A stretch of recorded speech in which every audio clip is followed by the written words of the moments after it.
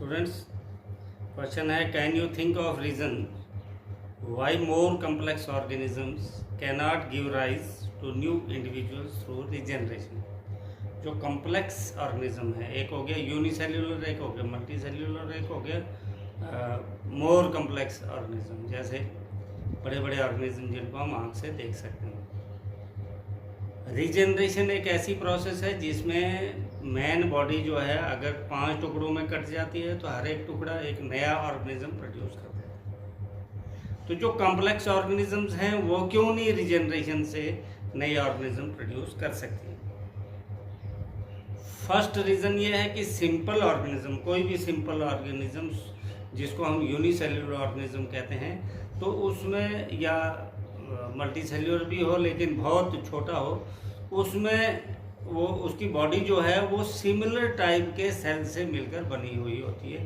मतलब पूरी बॉडी में एक ही किस्म के, एक ही काइंड के सेल्स होते हैं, इसलिए उसके बॉडी के अगर टुकड़े बन जाएं तो हर एक सेल जो है एक नया ऑर्गेनिज्म प्रोड्यूस कर सकता है।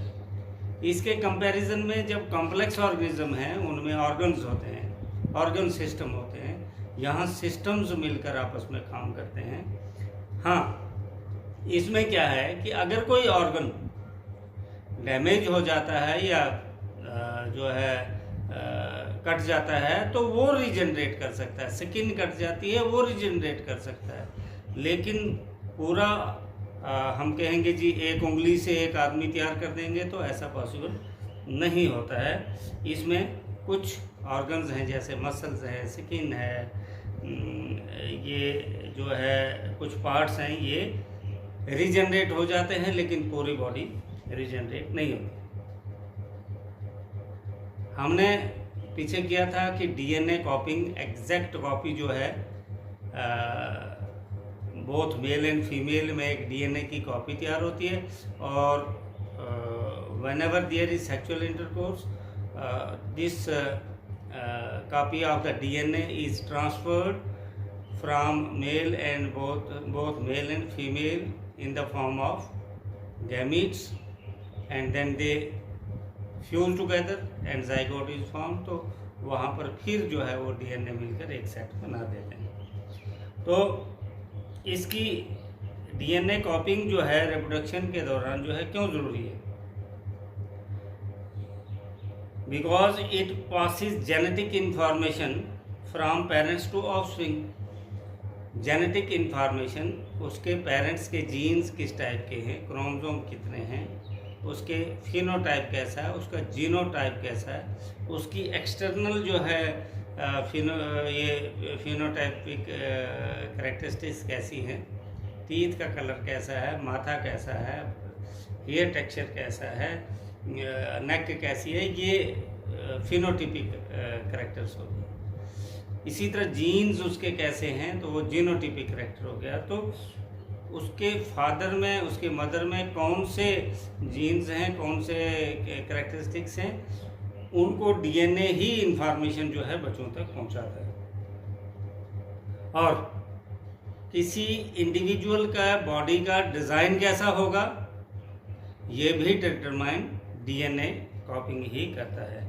An exactly same copy of DNA is prepared by the DNA replication and then this copy is passed on to offspring. मैंने ऑलरेडी बता दिया कि एग्जैक्ट कॉपी इसकी एक जो है डीएनए रेप्लिकेशन से तैयार होती है, और जब गैमीट्स बनते हैं पेरेंटल कॉपी यहीं रहती है, तो ये डुप्लीकेट कॉपी जो है ये गैमेट्स के थ्रू ऑफस्प्रिंग में चले जाते हैं।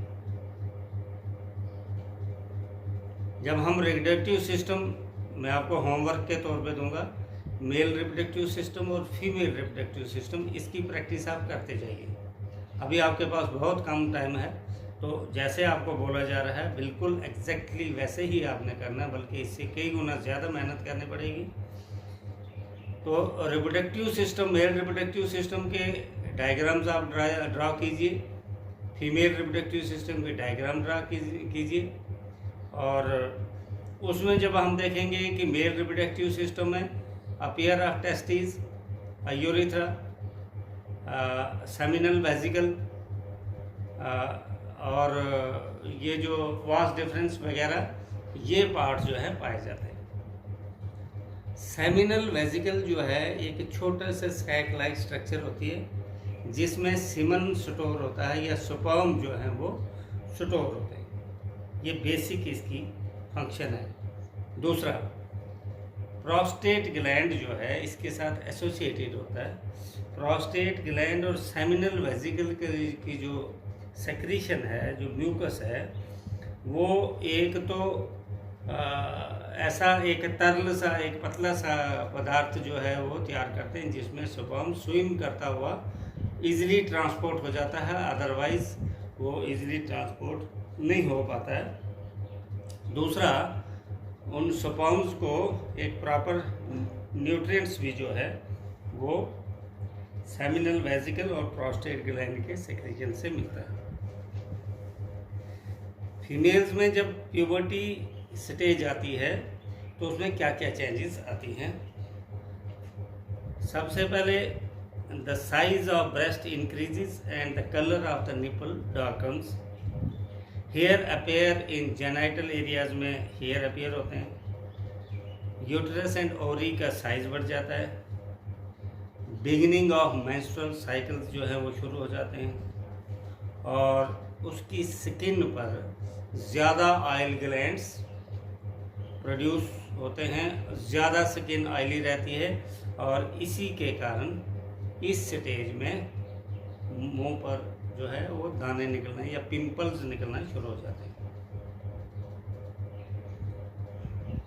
जब एम्ब्रियो मदर के वॉम्ब में होता है तो उसको फीडिंग कैसे होती है, उसकी नरिशमेंट कैसे होती है। बेसिकली जो एम्ब्रियो है, जैसे ही स्पर्म और ओवम का फ्यूजन फैलोपियन ट्यूब में होता है, उसके बाद फैलोपियन ट्यूब से वो जाइगोट जो है यूट्रस में आ जाता है और यूट्रीन वॉल जो है उसके साथ फिंगर लाइक स्ट्रक्चर्स होती है, उसके साथ ये एक लिंक बना देता है और उसी लिंक में एक लिंक होता है जिसको हम प्लेसेंटा बोलते हैं। प्लेसेंटा एक ट्यूब लाइक स्ट्रक्चर होती है। हमारे नाभि के ऊपर से जब बर्थ होती है तो उस पर काटा भी जाता है इसको। तो ये एक लिंक होता है बिटवीन मदर एंड फीटस। माँ से जितने भी न्यूट्रिएंट्स नरिशमेंट की सप्लाई इसी के थ्रू होती है और बच्चे से जितना भी वेस्ट प्रोडक्ट है इसी के थ्रू मदर में आ जाता है। तो इसी प्लेसेंटा के थ्रू जो है ऑक्सीजन की सप्लाई है, न्यूट्रिएंट्स की सप्लाई है, ब्लड की सप्लाई है, या वेस्टेज जो है उनको वॉर्म एम्ब्रियो टू मदर लेना होता है, तो ये सारा इसी के थ्रू होता है। If a woman is using a copper tea, will it be help in protecting her from sexually transmitted disease? If अगर कोई औरत जो है कॉपर टी का यूज़ कर रही है तो क्या इससे सेक्सुअली ट्रांसमिटेड डिजीज़ से वो उसको बचाव हो सकता है? नहीं, इससे सेक्सुअली ट्रांसमिटेड डिजीज़ का बचाव नहीं हो सकता है, क्योंकि कॉपर टी जो है वो सीमन या स्पर्म्स को नहीं रोकती है। वो सिंपली जो जाइगोट बन जाता है, उस जाइगोट ने यूट्रस के अंदर से जो यूट्रीन वॉल है वहाँ पर इम्प्लांट होना होता है, वहाँ लिंक बनाना होता है। तो कॉपर टी उसको लिंक बनाने नहीं देती है। कॉपर टी सीमन को नहीं रोकती है। तो सीमन जो है वो मेल से अगर फीमेल में ट्रांसफ़र हो रहा है तो जो इन्फेक्शन मेल में होगी वही फीमेल में भी हो जाएगी, तो ट्रांसमिट हो गई डिजीज। कॉपर टी का सिंपली बेनिफिट ये है कि वो जैसे ही फैलोपियन ट्यूब में जाइगोट तैयार हो गया उसके बाद वो यूट्रस में आकर जो है वो यूट्रीन कैविटी के साथ लिंक बनाता है, लेकिन कॉपर टी जो है उसको बनाने नहीं देता है। ये कॉपर टी का फंक्शन है। एसेक्सुअल रिप्रोडक्शन जो है बडिंग की प्रोसेस है, किस में होता है? अमीबा में, ईस्ट में, प्लाज्मोडियम में या लेशमीनिया में? तो ईस्ट में होता है। Which of the following is not a part of female reproductive system? इनमें से कौन सा फीमेल का पार्ट नहीं है? ओरी भी है, यूट्रस भी है, फैलोपियन ट्यूब भी है और पीछे बचता है वास डिफरेंस तो वास्ट डिफरेंस जो है मेल पार्ट होता है। द एंथर कंटेंस, एंथर में क्या होता है, सिपल्स होते हैं, ओव्यूल्स होते हैं, कार्पल्स होते हैं या पोलन ग्रेन्स होते हैं, तो पोलन ग्रेन्स होते हैं। तो ओके।